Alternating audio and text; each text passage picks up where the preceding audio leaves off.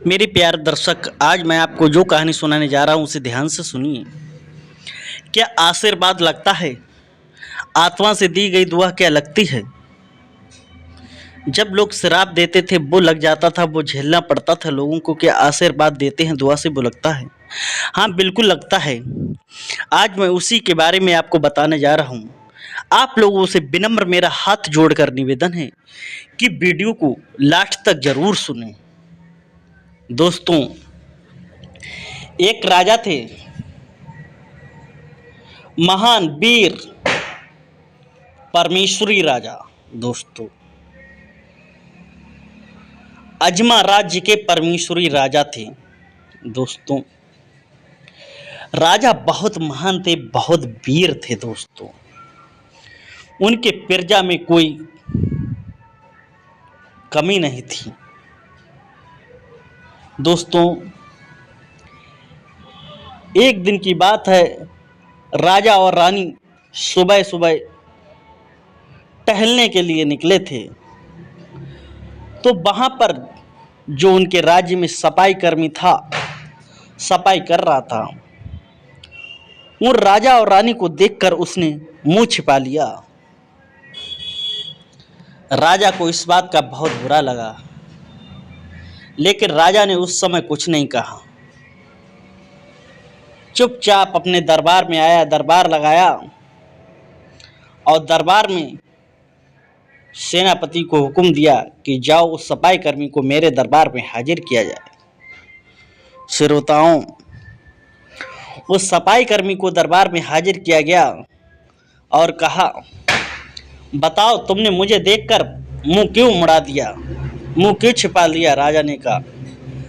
तब उस सफाई कर्मी ने कहा, हे राजन, मैं आपसे हाथ जोड़कर निवेदन करना चाहता हूं कि आपके मैं मुख देख लेता हूं तो मुझे मेरा दिन बेकार जाता है, खाना नसीब नहीं होता है। राजा बोले, मेरी इतनी बुरी शक्ल है तो मेरे राज्य में रहते हो? कि हाँ राजा, क्योंकि आपके संतानहीन हैं, आपके कोई संतान नहीं है, आप निर्वंशिया राजा हैं। दोस्तों, ये शब्द सुन के राजा ने उससे कुछ नहीं कहा, क्योंकि राजा की कोई संतान नहीं थी। अपने आप को राजा परेशान होने लगे, अपने आप को कोसने लगे कि भगवान ने मेरे साथ क्या किया है। दोस्तों, भगवान ने मेरे साथ क्या किया है? राजा ने दान पुण्य करता था, उसने अपने पुरोहित पंडित जी को बुलाया, कहा आज से मैं पुत्र प्राप्ति यज्ञ करूंगा। दोस्तों, राजा ने पुत्र प्राप्ति यज्ञ किया, लेकिन फिर भी पुत्र प्राप्ति नहीं हुई। दोस्तों, जब देखा, विद्वान संत ने कहा, हे राजन, आपके 7 जन्म तक कोई भी संतान नहीं है। अब राजा बहुत परेशान होने लगा।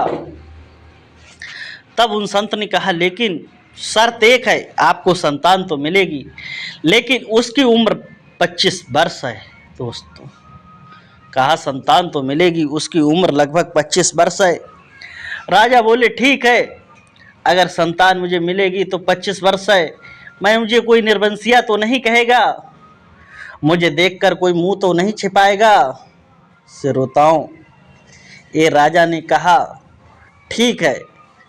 तभी बोले, दोस्तों, संत ने उन राजा को खीर दे दी और विधि अनुसार खीर दोनों ने, दोस्तों, राजा और रानी ने खाई और कुछ दिन बाद गर्भवती हो गई रानी।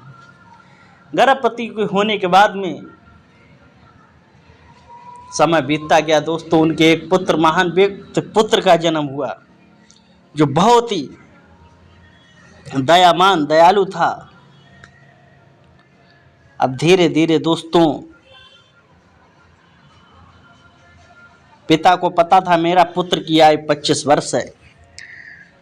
अब दोस्तों, राजा का कलंक तो मिट गया। अब जैसे ही धीरे धीरे दोस्तों लड़के की उम्र 20 साल हुई, तो राजा ने कहा, मेरे लड़के की उम्र तो 25 साल है, क्यों ना मुझे आगे वंश चलाने के लिए इस लड़के की अपनी शादी कर देनी चाहिए, और उसके बाद दोस्तों संतान हो जाएगी, फिर मेरा वंश आगे चलता रहेगा। ये बात सुनकर पास का एक महान राजा था दोस्तों। उस राजा की एक बेटी थी जिसका नाम था सुशीला। सुशीला बहुत दयावान थी दोस्तों।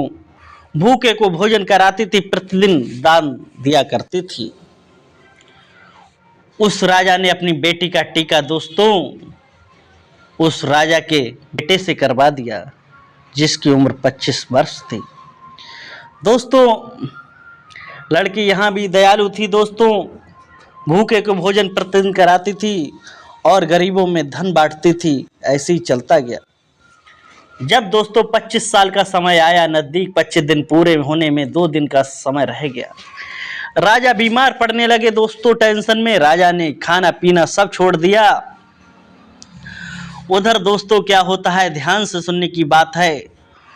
उधर चित्रगुप्त ने लेखा जोखा निकाला, यमराज से कहा।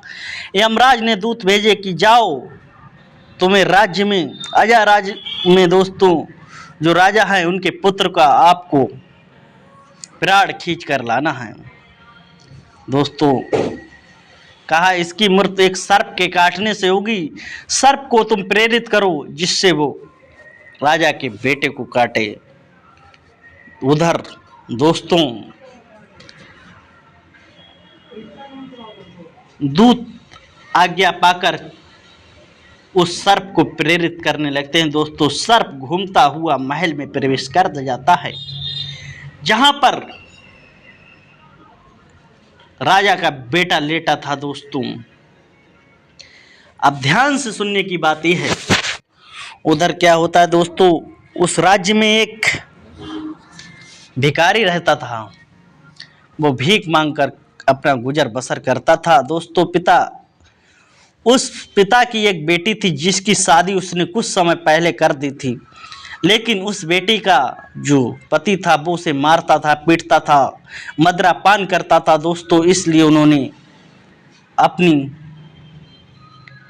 बेटी को अपने यहाँ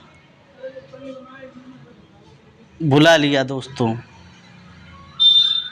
जब उसने भिखारी ने अपनी बेटी को अपने घर पर बुला लिया था, बेटी दोस्तों गर्भवती थी। उसकी प्रसव पीड़ा होने के बाद उसने एक बेटी का जन्म दिया। उसे बहुत तेज भूख लग रही थी। उसने अपने पिता से कहा, पिता मुझे बहुत तेज भूख लग रही थी दोस्तों। कहा बेटी कोई बात नहीं, मैं भी कुछ इंतजाम करता हूँ। क्योंकि वो रोज भीख मांगता था इसलिए उसे कोई देता नहीं था दोस्तों।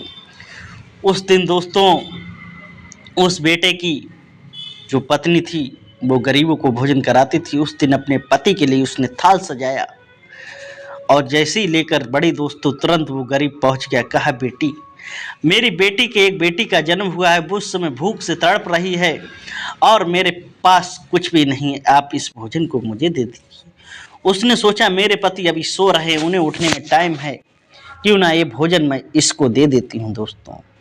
उस बेटी ने उस भोजन को उस बुजुर्ग भिखारी को दे दिया। उसने वो भोजन आके अपनी बेटी को खिलाया। उस बेटी ने दोस्तों प्रसव पीड़ा की भूख सहन नहीं होती है, जब उसे खिलाया उसने कहा सौभाग्यवती भाई जिसने इस भोजन को दिया उसका पति की उम्र 100 साल हो, 110 वर्ष हो दोस्तों। उसने अपनी अंतर आत्मा से उसे दुआ दी कि मेरी जो दुआ है कि आपका पति 100 साल की उम्र हो दोस्तों। जैसे ही उसने ये बात कही उसकी अंतर आत्मा से दुआ निकली दोस्तों। वो भगवान नारायण के दोस्तों कानों में गूंजती हुई पहुंच गई। भगवान नारायण का सिंहासन हिलने लगा। क्या बात है दोस्तों। उन्होंने तुरंत देवदूत को भेजा कि जाओ इसके स्वास्थ्य की रक्षा करो।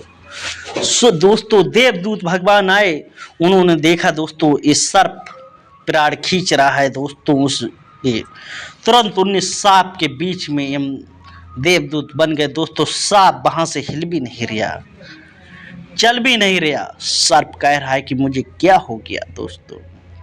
उधर यमराज कहते हैं कि जल्दी से प्राण खींच के लाओ। अब वो दूत कुछ काम नहीं कर रहे हैं, दूत के हाथ पांव काम नहीं कर रहे हैं। यमराज के दूत स्वयं पहुंचते हैं यमराज के पास। कहते हैं कुछ सर्प कुछ नहीं कर रहा है, मेरी शक्ति भी नहीं काम कर रही दोस्तों। यमराज स्वयं आए, यमराज के सामने दोस्तों यमदूत आ गए, प्राण नहीं निकल रहे हैं और तुरंत वहां दोस्तों नारायण को खुद आन पड़ा कि नारायण भगवान। यमराज बोले ये क्या है लीला आपकी? तब बोले कि भगवान इसके अंतरात्मा की दुआ निकली हुई इसके लिए आशीर्वाद बन गई है, इसको आप प्राण नहीं ले सकते, इसकी उम्र 110 साल होनी चाहिए दोस्तों। ये जब नारायण ने कहा कि मेरी जो सच्चे मन से भक्ति करता है उसकी मैं विनती सुनता हूँ, ध्यान से सुनिए। जब किसी को श्राप दिया जाता है, क्या श्राप लगता है? श्राप भगवान को भी झेलना पड़ा, ब्रह्मा को भी झेलना पड़ा, सबको झेलना पड़ा। जब कोई श्राप जब लगता है तो कोई किसी की आत्मा से निकली हुई दुआ आशीर्वाद में क्यों नहीं बदल सकती हैं दोस्तों। उस बेटी ने दोस्तों खाने के बदले में जो दुआ दी थी सौभाग्यवती, अब उस राजा के बेटे की उम्र 110 साल हो गई दोस्तों। ऐसे जो 25 साल की थी, भगवान की दुआ से, गरीबों को दान देने से, भूखे को भोजन कराने से उसकी उम्र 110 साल हो गई दोस्तों। इसे कहते हैं अपने दर पे कोई भी भूखा व्यक्ति आए उसे भूखा नहीं जाना चाहिए, लौटाना नहीं चाहिए दोस्तों। इसीलिए दान देने से कभी धन कम नहीं होता है। अगर आपको ये मेरी छोटी सी वीडियो अच्छी लगी तो लाइक शेयर, चैनल को सब्सक्राइब जरूर करें। जय हिंद, वंदे मातरम।